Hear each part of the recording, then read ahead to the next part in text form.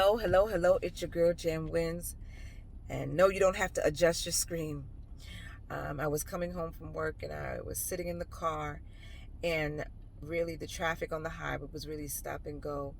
So I began to look through some of the news feeds and I ran across some makeup tutorials. As I sat in the car, I began to put on concealer and foundation and all that kind of stuff. And now I'm in the process they call baking. So I'm currently baking. And how'd I do? This is the result of me watching videos. But it began to bring me to another thought. And I said, anything that you seek out to do or you aspire to do, there has to be some level of mentorship in it. And to think about this with the tutorials is that I'm watching someone put on their makeup and trying to follow their steps with my own brands and with my own tools. I'm trying to achieve the same results.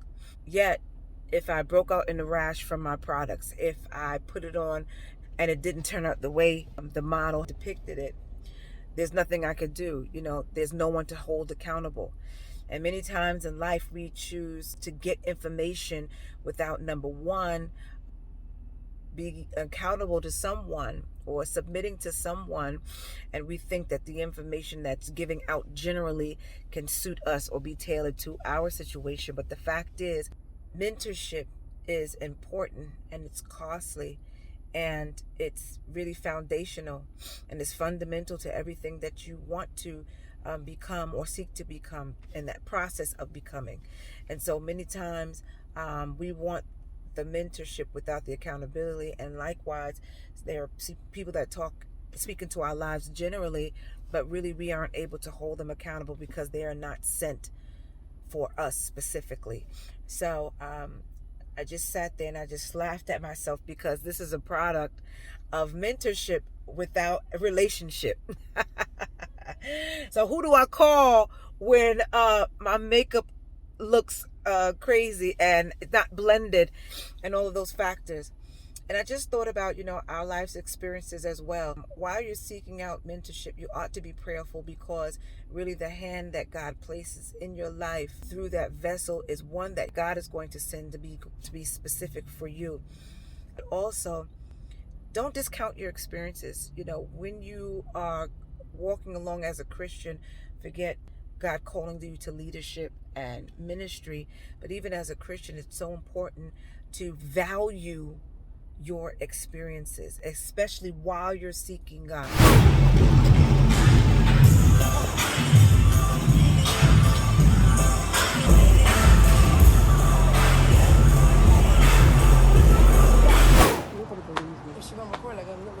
After the 3, 2, 3, 4, 5, 6, 7 leg. 1, 2, 3, 4, 5, 6, 7, 8.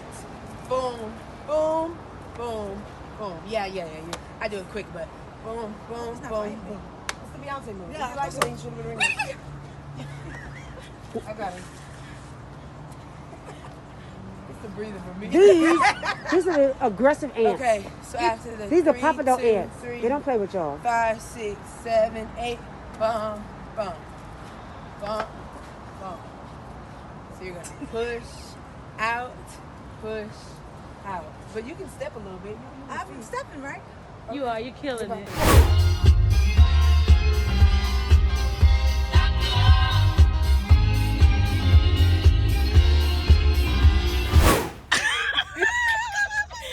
Come on. Okay. Although we've come to the end of the road, still I can't let go. It's unnatural. Ooh. I cannot.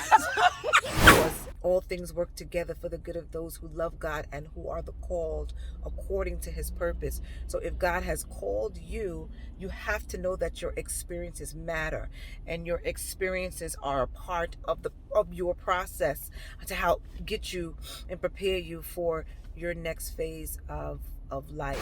Blank pages before you